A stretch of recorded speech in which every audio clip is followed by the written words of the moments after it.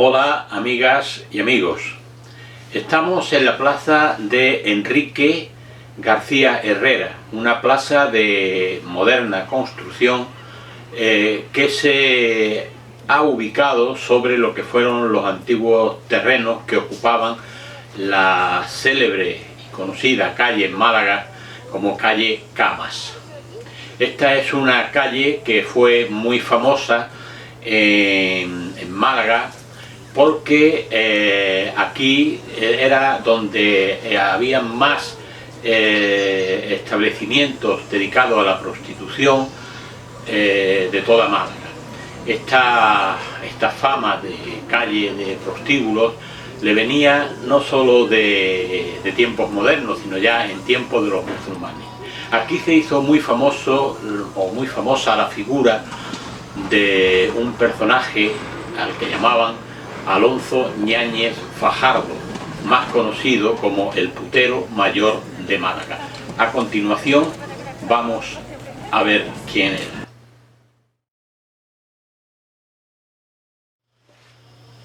Tras la conquista de Málaga por parte de los reyes católicos, muchos de los que bien habían servido a sus reales majestades, los reyes católicos, pues recibieron una serie de prebendas, como fueron pues parte de los repartimientos de bienes que habían conquistado a los moros. Pero también habían otras prebendas, como eran honores que le concedían a ciertas personas que, como digo, bien habían servido a sus majestades los reyes católicos. Estas prebendas eran, por ejemplo, títulos como el gallinero mayor de Málaga, el pastelero mayor de Málaga, el panadero mayor de Málaga, el porquero mayor de Málaga. Había muchos títulos que terminaban con mayor de Málaga, y esto significaba de que estas personas pues tenían, digamos, que el monopolio del comercio de esa actividad en Málaga. Pero hubo uno que le dieron el título, le otorgaron el título de putero mayor de Málaga. Ese fue Alonso Ñáñez Fajardo, que había sido trinchante de los reyes católicos mientras la conquista de Málaga. ¿Qué significa trinchante? Trinchante es una palabra que viene a definir lo que hoy sería un mayordomo o un maître que cuidaba de los reyes, sobre todo de las comidas de los reyes católicos, algo que era muy importante porque tenían que tener personas de mucha confianza. Pero este trinchante, además, como otros muchos, cuando no había batallas que disputar, pues entre batalla y batalla, pues lo que hacía era que se dedicaba a servir a sus reyes católicos, ¿no? Y cuando había batalla, él, pues como otros también, como ya digo, cogían una pica y se iban a luchar con los demás soldados. Hay que decir que él era soldado de pica, que era una de los oficios más duros de los soldados españoles, puesto que los que llevaban la pica es una lanza, eran los que estaban en primera línea y normalmente eran los primeros que caían en batalla. Pero bueno, Alonso Ñáñez Fajardo pudo librarse de morir en batalla, y al terminar la contienda los reyes católicos le dieron la concesión o el título de putero mayor de Málaga. Eso no era una cosa baladí, era bastante importante, puesto que él pasaba a ser dueño y señor de todas las cajas mancebías, es decir, de todos los prostíbulos que había en Málaga, así como de todas las prostitutas que ejercían este oficio aquí en Málaga. Con lo cual, Málaga, que era ciudad portuaria, o bueno, semiportuaria, recibía a mucha gente, y la prostitución era un oficio que dejaba pingües beneficios. Bueno, pues Alonso Ñáñez Fajardo se instaló primero, instaló muchas de sus mansebías en lo que fue la calle de Camas. Allí tenía una gran parte de estas mansebías, pero había mansebías por toda Málaga, incluso en una zona que se llamaba Isla de Arriarán, que por el nombre no os dirá nada, pero Isla de Arriarán es lo que hoy conocemos como más o menos calle Martínez. Calle Martínez daba al mar, entonces el agua llegaba hasta allí, y allí había muchas casas construidas en precarios, chambaos de madera, etcétera, etcétera, que recibían a los marineros, que recibían a la gente que venían a comerciar, especialmente a los charranes y barateros, eran gente de mal vivir, y allí pues se encontraban con muchísimas de las prostitutas que había en Málaga.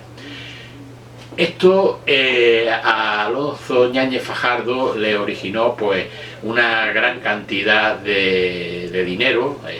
Este hombre terminó siendo muy rico, inmensamente rico, pero también le surgió un problema, y era de que estas mujeres debían de pagarle a él el dinero que habían obtenido por su trabajo, y él a cambio pues le ofrecía alojamiento, comida y protección. Es decir, estas mujeres vivían en casi en una total esclavitud, puesto que no eran libres de hacer las cosas por su cuenta. Alonso Ñáñez Fajardo, llegado un tiempo, empezó a sospechar, no con falta de razón, de que estas mujeres pues le estaban cizando el dinero, es decir, que ellas decían que habían ganado tanto, habían hecho tantos servicios y a lo mejor habían hecho el doble, con lo cual a él le pagaban mucho menos. Y él empezó a pensar cómo podía hacer para controlar esto y que no se le escapara ni una moneda. Lo que él hizo fue contratar a una serie de subputeros, es decir, una serie de proxenetas que estaban a cargo de un grupo de mujeres, y estos eran los que luego le cobraban a las mujeres, o cobraban los servicios y luego se lo pasaban al putero mayor. Pero pasado un tiempo, el putero mayor, Alonso Ñáñez Fajardo, se dio cuenta de que estos mismos subputeros eran los que ahora le cizaban, con lo cual habían salido de un problema y se habían metido en otro. Pero bueno, este hombre siguió pensando cómo solucionar este problema, y lo que hizo fue de que estableció un alquiler a todas las mujeres que le debían de pagar todos los meses, un alquiler un tanto abusivo, puesto que él le alquilaba todo. En los documentos que hemos podido leer vienen, por ejemplo, que le alquilaba su estancia en la mancebía, su estancia en la botica. La botica era la habitación que estas mujeres tenían asignada, que eran unas habitaciones muy pequeñas, apenas, si según cuentan las crónicas, entraba un camastro, pero le alquilaba esa habitación, le alquilaba la cama, le alquilaba el colchón, la sábana, la almohada, la toalla, la palangana, le alquilaba el cabo de vela, la mesa, la comida, sus vestidos, es decir, todo estaba alquilado, todo tenía un precio, y al final de mes pues esto hacía un montante que el que tenían ellas que pagar. Ahora estas mujeres, que ya digo trabajaban en esclavitud, pues no solamente no le cizaban, sino que tenían que trabajar más para poder llegar a pagarle a este hombre el impuesto que él le había exigido. Con todo ello, este hombre, Alonso Ñáñez Fajardo, llegó a ser uno de los hombres más ricos de Málaga, ostentó diferentes cargos e incluso llegó a ser gobernador de las Islas Canarias. Pero hay otro tema: ¿cómo llegaba la mujer a ese extremo de ser prostituida? Pues en la Edad Media resulta de que la mujer que había perdido la virginidad, que no iba entera, como se decía, al matrimonio, pues tenían el problema de que no se podían casar.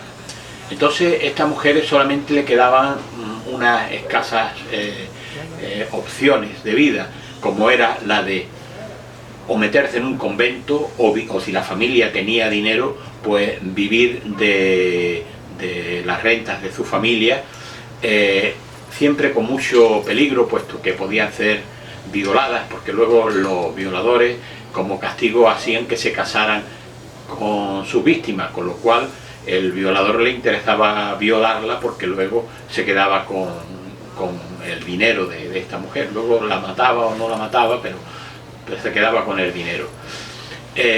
Otra de las opciones que había era la de vivir amancebadas con un hombre, que generalmente eran hombres que, bueno, pues tenían problemas, que le daban mala vida, palizas, e incluso muchas llegaban a morir a manos de estos hombres. También había otras mujeres que al no tener recursos y no querer vivir amancebadas y nada de esto, lo que hacían era pues entrar de criada en casas de familia, donde a cambio de un plato de comida y habitación, o sea, y cama, pues pasaban toda la vida. Esa era otra de las opciones. Pero también había dos opciones también, que eran las más cruentas, como era la de vivir de la mendicidad, lo cual era tremendo porque según hemos podido leer en documentos, las mujeres que se dedicaban a la mendicidad normalmente no llegaban a durar más de un año, puesto que recibían palizas, eran infectadas por diferentes enfermedades, no comían, pasaban frío, recibían palizas, total, era una vida tremenda que terminaban con la vida de estas mujeres. Y algunas, sabiendo esto, pues la única opción que le quedaba, porque ya nadie las quería, la única opción que les quedaba era entrar en la prostitución, hacerse prostitutas, porque por lo menos tenían una habitación, tenían, digamos, un techo y tenían comida y protección por parte del putero. En Málaga existían tres tipos de prostitutas. Una eran, y perdonen la palabra, eran las putas, porque este nombre viene de un descalabro semántico de puntas. Las puntas eran unas tiras de tela con picos que se cosían estas mujeres en los bajos de los vestidos, para que cuando la vieran la gente de la calle supieran que eran prostitutas y no eran mujeres, pues digamos, decentes. Estas puntas eran de color marrón, es decir, de color pardo, de ahí esos picos pardos. Cuando decimos nos vamos de picos pardos, pues ya sabemos cuál es el origen de la palabra y hay que tener cuidado a la hora de decirla. Estas mujeres vivían, como ya he dicho antes, esclavizadas por parte del putero mayor de Málaga, que era el que llevaba toda la prostitución de Málaga. Pero también había otras que eran muy pocas, que eran las rameras. Las rameras eran, digamos, las autónomas del sexo, que no tenían que rendirles cuenta al putero Fajardo por una gracia real o por algún acuerdo con alguna autoridad que le permitían ejercer libremente la prostitución en sus propias casas sin tener que rendir cuenta a nadie.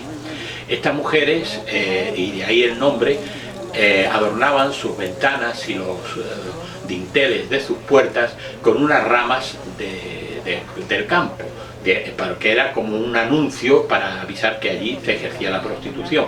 De ahí lo que eran las rameras. Y luego había otras mujeres que le llamaban mujeres ilegales o mujeres enamoradas, que eran unas mujeres que trabajaban, digamos, fuera de la ley, es decir, ellas ejercían la prostitución en los aguaúchos de los caminos, en las ventas, donde no había control, digamos, policial de ningún tipo. Y bueno, Alonso Ñáñez Fajardo durante varias generaciones ejerció, su familia ejerció con este oficio de putero mayor de Málaga. Primero fue su hijo Diego y luego su hijo Luis. Y su hijo Diego se casó con una mujer a la que yo pienso que la historia no la ha hecho la debida justicia, una mujer magnífica, extraordinaria, que se llamó Leonor de Mendoza, que en otros capítulos ya hablaremos de ella. Si os ha gustado, os ruego que le deis al like. Muchas gracias y hasta la próxima semana.